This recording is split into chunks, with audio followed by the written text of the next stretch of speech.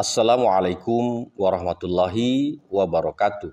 Selamat berjumpa kembali teman-teman semuanya. Bersama saya Syamsul Umar, praktisi pertanian di channel Maraja Organik. Pada pertanaman yang kita tanam tidak terlepas dari potensial hidrogen atau pH tanah dalam setiap jenis-jenis tanah ataupun jenis-jenis tanaman yang kita budidayakan. Tanaman pangan, tanaman hortikultura, ataupun tanaman perkebunan ini sangat bergantung pada potensial hidrogen yang terdapat pada tanah tersebut. Semakin tinggi kandungan kation hidrogen di dalam tanah, maka semakin tinggi kandungan asam juga yang ada di dalam tanah. Hidrogen ini ketika bercampur dengan air berubah rumus kimianya menjadi H2O. Nah, hidrogen ini juga bentuknya seperti gas, tidak terlihat tetapi wujudnya di dalam kehidupan sehari-hari kita itu ada. Nah, itu beda-beda tipis dengan nitrogen. Nitrogen ini di atmosfer ini cukup tinggi kandungannya, tetapi kita tidak dapat melihat secara langsung. Manusia membutuhkan nitrogen bersumber dari daun-daunan atau sayuran yang kita konsumsi setiap hari. Apa yang menyebabkan sehingga potensial hidrogen ini semakin terus kita bahas dalam membudidayakan tanaman? Perlu diketahui bahwa semakin asam tanah itu, maka semakin sedikit kandungan nitrogennya, kaliumnya, fosfornya, kalsiumnya, magnesiumnya, dan sulfurnya. Tetapi yang dominan adalah unsur-unsur mikronya, seperti misalnya unsur besi, unsur mangan, unsur aluminium, unsur zinc, dan unsur koper. Jadi ini adalah unsur-unsur yang yang mestinya harus kita siapkan. Contoh misalnya pH tanah 4. Maka untuk menaikkan unsur itu tentu kita harus memeriksa dari kandungan-kandungan yang ada tadi. Karena kalau pH 4 otomatis tanamannya akan kurus, susah untuk berbuah. Berbuah pun itu tidak akan maksimal. Nah, biasanya teman-teman PPL kita memberikan anjuran untuk melakukan pengapuran baik dengan dolomit ataupun dengan kapur pertanian. Nah, tetapi kenapa tidak dilakukan atau tidak dikerjakan oleh teman-teman petani? Karena bahan-bahan ini terlalu banyak yang harus diberikan untuk mencapai tujuan yang dimaksudkan. Misalnya pH 4 ke 5 itu minimal harus 2,5 ton yang kita taburkan di lahan 1 hektar. Nah, itu yang menjadi masalah terkadang bagi teman-teman petani karena jumlahnya cukup tinggi. Nah, teman-teman, apa yang bisa kita gantikan dari unsur-unsur yang pengapuran tadi? Kalau kami merekomendasikannya itu menggunakan garam krosok, menggunakan nanozeolit. Nah, itu lebih simpel, lebih praktis, dan jumlahnya tidak terlalu banyak, harganya pun tidak terlalu mahal seperti itu. Nah, teman-teman, sepanjang perjalanan kita berbudidaya, terkadang pada saat kita mau melakukan penanaman, kita sudah memperbaiki pH, melakukan penaburan garam, melakukan penaburan zeolit, atau melakukan pengapuran. Tetapi di tengah perjalanan tanaman kita pH-nya drop lagi. Apa yang menyebabkan sehingga itu terjadi fluktuatif atau naik turun keasaman pH tanah kita itu? Yang pertama harus kita pahami adalah oksidasi amonium. Jadi amonium yang kita biasa berikan dalam bentuk urea misalnya nitrogennya, inilah yang menjadi menjadi penyebab dari terjadinya keasaman pada tanah itu. Jadi amonium tadi ketika misalnya diberikan pada tanah, nah itu yang akan teroksidasi dan menjadikan tanah kita menjadi asam. Terus ada juga oksidasi sulfur. Oksidasi sulfur juga sama. Itu juga mengakibatkan keasaman pada tanah kita. Yang berikutnya adalah oksidasi aluminium. Aluminium yang tinggi ini mengakibatkan dropnya pH tanah kita atau potensial hidrogennya itu bisa meningkat seiring dengan adanya keasaman di dalamnya. Nah, apalagi yang bisa menyebabkan tanah kita itu menjadi asam? Di antaranya adalah pemberian kohe ataupun kompos pada musim hujan. Jadi inilah yang biasa saya sampaikan ke teman-teman. Jadi sebaiknya kalau untuk kompos itu jangan diberikannya pada musim hujan. Karena pada saat dekomposisi itu akan mengeluarkan asam untuk mendekomposisi dari bahan-bahan organik itu, sehingga itu juga bisa menimbulkan keasaman tanah. Jadi sebaiknya kalau untuk kompos itu diberikannya pada saat selesai musim hujan. Jadi jangan diberikan di musim kemarau sehingga sudah terdekomposisi baru musim hujannya masuk.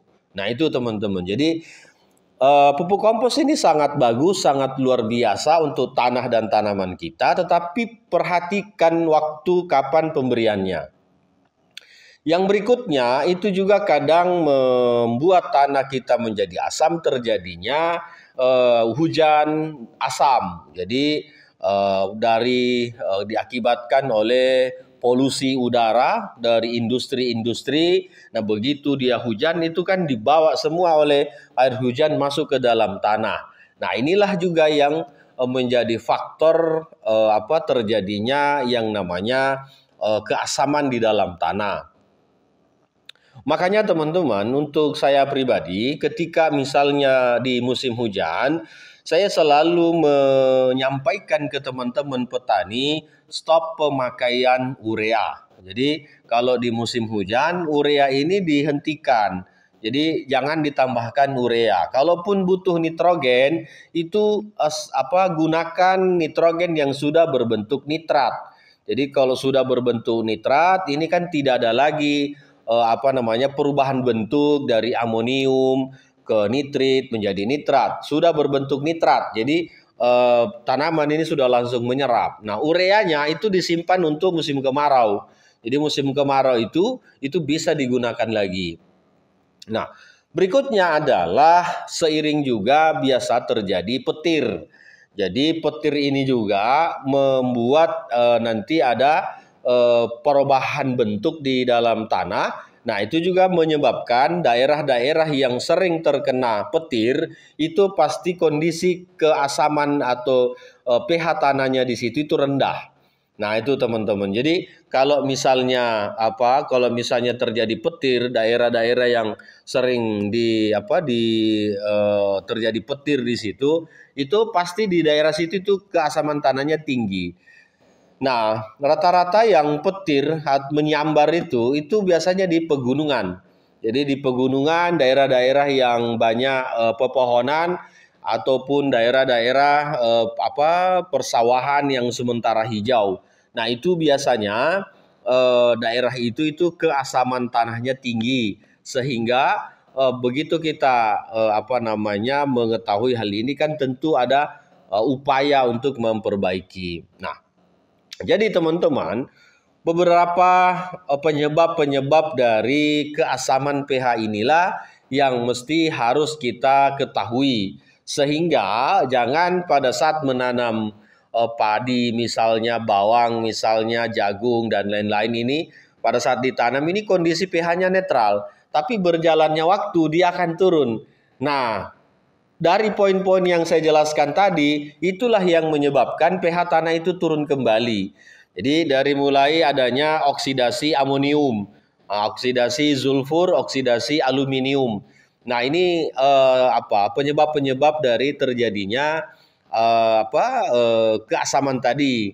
Terus yang kedua, terjadinya hujan asam, terjadinya petir. Nah, itu semua yang menyebabkan tanah kita kembali asam. Jadi memperbaiki pH tanah ini tidak hanya sekali dalam satu siklus. Jadi tidak hanya misalnya di tanaman padi, diperbaiki pH-nya hanya pada saat mau menanam. Jangan dikontrol terus. Perendaman sawah itu kalau terlalu sering itu juga menyebabkan keasaman. Begitu juga pada tanaman bawang misalnya, kalau terlalu lembab atau terlalu banyak pemberian amonium, sulfat itu bisa menyebabkan drop lagi pH-nya. Sehingga penting untuk teman-teman semuanya itu memiliki pH meter. Jadi jangan sampai kita mampu membeli pupuk yang harganya 1 juta, tapi untuk membeli pH meter yang harganya 150.000 tidak mampu kita beli. Sementara pH tanah ini menjadi faktor penentu berhasil atau tidaknya tanaman tersebut. Jadi kalau mau berhasil tanamannya, ketahui pH yang diinginkan oleh tanamannya. Jadi kalau misalnya cabai, itu cabai pengennya di pH minimal 6 di maksimal 7,5. Jadi kalau misalnya pH tanahnya 5, itu pasti cabainya tidak akan pernah sukses, tidak akan pernah memuaskan hasilnya. Begitu juga di padi. Padi kalau misalnya menanam padi, idealnya itu pH-nya minimal 6, maksimalnya di 7,5. Tapi kalau pH sawahnya ini 3, 4, ya tidak mungkin akan berhasil panennya. Olehnya, bagi teman-teman yang saat ini bertani, milikilah pH meter itu. Harganya ada yang 150.000, ada yang mahal juga, tapi kita pilih yang murah aja, yang penting bisa maksimal digunakan di tanah dan tanaman kita. Jadi saya ulangi kembali, untuk memperbaiki pH tanah ini lakukan penaburan garam krosok.